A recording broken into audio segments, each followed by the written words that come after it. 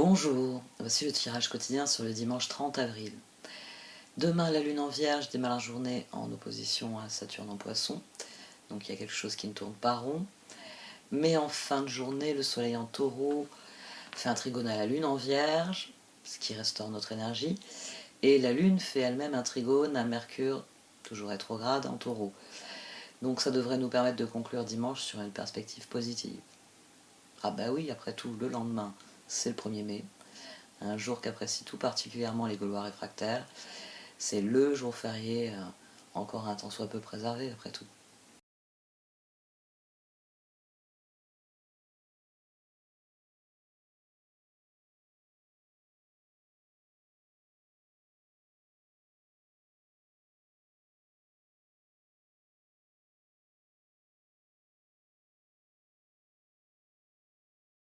À la montagne céleste, par moments nous avons besoin d'énergie divine pour atteindre nos objectifs spirituels.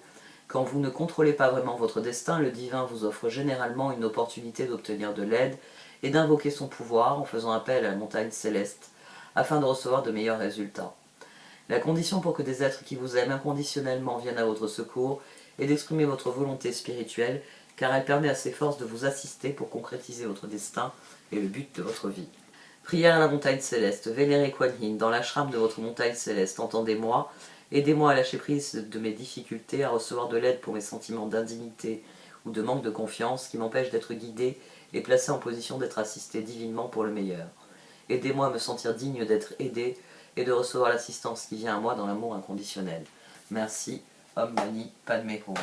Émotion, vous êtes submergé d'émotions inexprimées, dites ce que vous ressentez vraiment, il est nécessaire de verbaliser ce qui est vrai pour vous.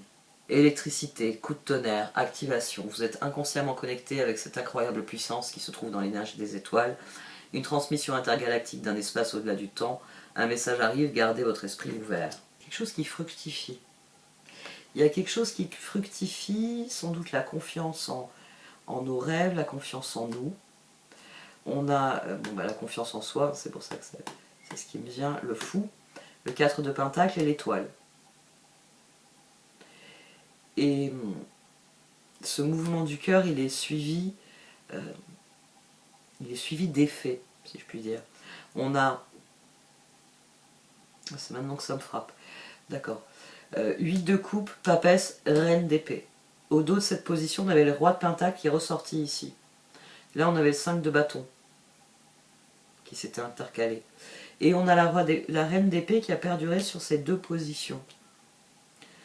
Donc, la reine d'épée, alors c'est vrai que c'est le mental, mais ici, j'ai envie de dire, c'est l'électricité. Émotion, on a quelque chose de... les émotions, ça nous submerge. C'est pour ça que c'est souvent tout ce qui est lié aux émotions. On va prendre des exemples, on va parler en termes aquatiques. Parce que ça nous submerge. Électricité, c'est un réveil finalement, l'électricité. C'est un coup de tonnerre, c'est un appel à l'action. Donc deux pôles d'énergie ici très opposés, sans doute parce que 8 de coupe, reine d'épée. On est en train de lâcher prise sur le passé, on reprend confiance en soi, et désormais on sait, il y a dans notre tête, il y a une petite boussole qui a écrit, là pour moi c'est là que je dois aller, c'est le nord, c'est ma boussole à moi, elle me dit mes rêves sont par là. Ici il y a beaucoup de détermination à construire, c'est pour ça que papesse, reine d'épée, roi de pentacle. On prend le pouvoir, on se concentre sur ce qui a réellement du sens pour nous. Et le 4 de pentacle est au centre, ici les 4 d'épée, c'est le chevalier d'épée qui est au centre. C'est-à-dire que toute notre réflexion, toute l'énergie que nous mettons dans ce nouveau départ, dans la poursuite de nos rêves, nous mène à des formes de victoire. Ne serait-ce qu'au fond de notre cœur, on se sent victorieux. Ça y est, j'ai décidé, ça y est, je sais. Et c'est sans doute pour ça que là, on démarre avec une figure, le page de bâton, et qu'ensuite on a l'as de pentacle et l'as d'épée. Alors, deux as ensemble, c'est des décisions significatives, c'est des engagements durables, c'est oui, c'est quelque chose qui démarre et qui s'ancre en même temps. Parce qu'en plus, c'est l'as de pentacle. C'est dorénavant, ce page de bâton, il sait ce qu'il doit faire. L'objectif est clair.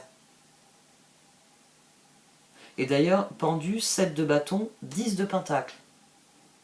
C'est après tout ce temps qu'on a passé à rien faire, soit parce qu'on ne pouvait pas, soit parce qu'on ne s'en sentait pas capable, soit pour tout un tas de raisons, on va dire ces 2 dernières années, surtout au niveau collectif, il y a eu beaucoup de blocages. Mais là, 7 de bâton, 10 de pentacle. Maintenant, on croit en notre propre victoire, on croit en ce que l'on peut construire. C'est le cœur qui est concentré sur ce qu'il désire vraiment. Et c'est 6 de pentacle, as de bâton, as de pentacle.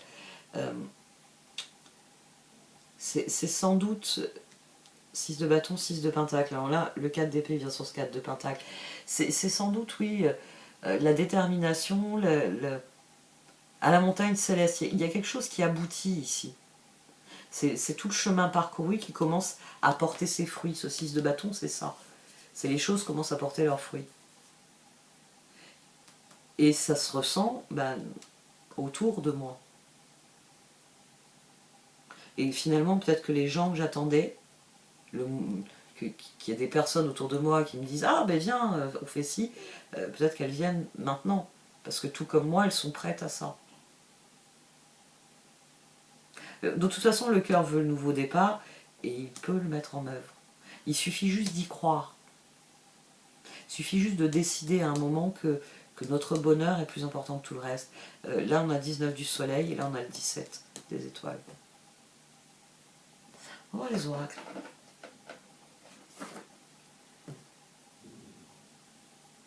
Même les énergies sont très simples. Hein. 4, 6, 6, 4 As. Bon, là, 7 et 10, 12.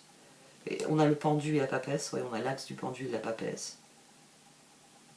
Donc, il y a des choses qui sont devenues évidentes. 8 de pentacle pour ce qui n'est pas évident, mais on verra plus tard. On a lâché prise.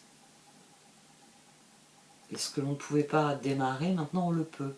À condition d'y croire, à condition de le vouloir, à condition d'y mettre. Là on a la roue. À condition d'être suivi.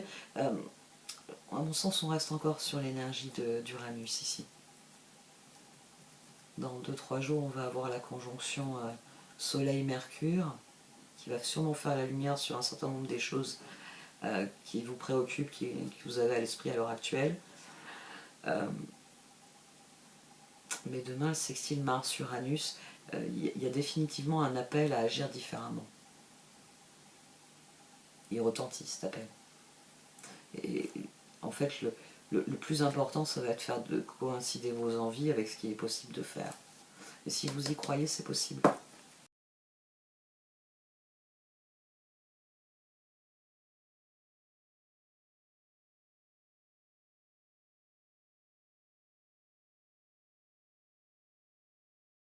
Alors, il semblerait que les changements s'imposent d'eux-mêmes. Les changements s'imposent d'eux-mêmes. C'est-à-dire que les choses évoluent et nous n'avons sans doute pas... nous n'y pouvons rien, c'est-à-dire que les choses doivent évoluer et il va falloir faire en fonction d'eux, en fonction de ce qui se passe. C'est à nous d'évaluer les situations, d'évaluer les changements et de voir comment on les utilise pour la suite. Si vous pensez de manière positive, c'est-à-dire que face à des changements, vous vous demandez ce qu'ils peuvent vous apporter, si vous pensez en termes positifs, tiens, le verre est à moitié plein, qu'est-ce que j'en fais? Si face à un changement, vous avez cette démarche-là, ça va être de formidables opportunités. Ça va être autant de formidables opportunités, mais encore faut-il avoir envie d'ouvrir le paquet cadeau. Et ça, c'est souvent face au changement, on n'a pas envie. Non, j'ai pas envie d'ouvrir cette porte, j'ai pas envie d'ouvrir ce paquet, parce que ça va changer trop de choses et que je préfère être mal assise. Ah oui, il y a peut-être le coussin que j'ai commandé dans le colis, mais je suis bien assis sur mon tas de cailloux. On ne sait jamais hein, qu'est-ce qu'il y a dans ce colis. Peut-être pas mon coussin. Ici, il faut admettre que les choses deviendront ce que l'on fera. Il y a une dimension de karma avec cette carte-ci. Mais le moment est venu j'ai envie de dire d'assainir. Le coup d'électricité, il faut le mettre sur les émotions. Alors je sais, le feu et l'eau, c'est pas une bonne idée. Mais ça fait un moment que je vous ai pas fait la leçon là-dessus. De clarifier vos émotions. Parce que n'oubliez pas que les émotions, ça fait ça toute la journée. C'est le yo-yo émotionnel, c'est les montagnes russes. Il faut classifier nos émotions en sentiments, en choses qui durent. J'ai éprouvé de la peur, était-elle justifiée? Non. Je lâche prise, j'ai eu une petite peur parce qu'il y a eu un coup de klaxon, je me suis dit, ah, je suis sur la route, on sait jamais, c'est peut-être quelqu'un qui me fonce dessus. Bon, je serai plus prudent à l'avenir. Mais on peut avoir, voilà, ça a été une peur transitoire. J'ai sursauté parce que perdu dans mes pensées, coup de klaxon, mais la peur n'était pas justifiée. Donc elle n'a pas besoin de s'inscrire dans mon mental pour le reste de la journée. Par contre, j'ai éprouvé une émotion lors d'une série d'émotions pendant une conversation avec quelqu'un. Là, il faut que je fasse un tri dans mes émotions pour savoir mon sentiment. Quel est mon sentiment sur la conversation que nous avons eue? Est-ce que mon sentiment est globalement positif ou globalement négatif? Est-ce qu'il faut qu'on ait à nouveau une conversation ou est-ce qu'on peut avancer dans notre relation à partir de cette conversation? Ici, plus vous serez conscient de là où vous voulez aller, plus les occasions, les bonnes occasions vous sauteront aux yeux. Et plus vous serez aligné sur la situation, je suis ici, je vais aller là, je peux le faire comme ci, je peux le faire comme ça, je peux le faire de cette manière, mais il faudra voir à ce moment. Plus vous serez conscient des choses, et plus les choix qui s'imposent seront évidents. Ici, je vous l'ai dit, hein, les changements arrivent d'eux-mêmes. Mais vous pouvez composer avec ces changements. C'est-à-dire que vous pouvez décider d'un certain nombre de choses qui vont créer la suite. On attire ce à quoi on dédie notre attention. Donc, suivez le courant et... Tiens, c'est le port où vous vouliez vous faire un arrêt. Qu'est-ce que vous attendez? Saisissez les occasions qui viennent conforter, j'ai envie de dire, ce que vous êtes en train de mettre en œuvre. On a le roi de Pentacle ici. Donc il s'agit vraiment de se montrer constructif. Il ne s'agit pas d'aller courir la prétentaine. Il s'agit, reine d'épée, roi de Pentacle, de penser clairement. Donc quand on hiérarchise ses émotions en sentiments, on sait à quoi s'en tenir sur la durée. Et c'est d'autant plus important que le mental. Alors c'est vrai que le mental est devenu un gros mot, mais le mental, c'est ce qui nous permet de mener une réflexion. Oui, les émotions, quand elles nous submergent, nous empêchent de mener une réflexion. Et on s'enferme dans le mental souvent à ce moment-là, parce qu'on ne veut pas trier ses émotions finalement, les gérer, les comprendre, les hiérarchiser et ensuite lâcher prise en ne gardant que ce qui est fiable, c'est-à-dire le sentiment. J'ai le sentiment que c'est bénéfique pour moi, j'ai le sentiment que c'est néfaste pour moi. Et quand je parle en termes de sentiments, c'est ces sentiments-là. J'ai le sentiment qu'il va falloir qu'on discute de certaines choses. J'ai le sentiment qu'il va falloir que je pose certaines limites. J'ai le sentiment que dans ce domaine-là, j'aurais pu en faire plus, ou j'aurais dû en faire moins. C'est ça quand je parle de sentiments. N'oubliez pas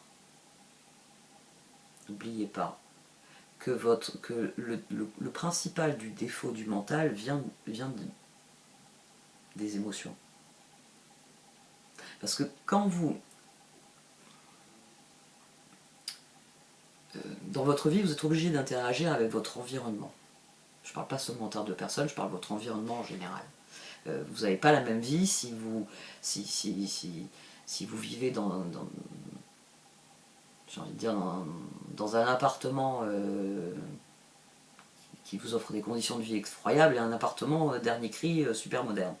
Hein, déjà, votre environnement, là, c'est un impact direct. C'est pas des gens, mais ça a un impact sur votre qualité de vie. Bon, passons.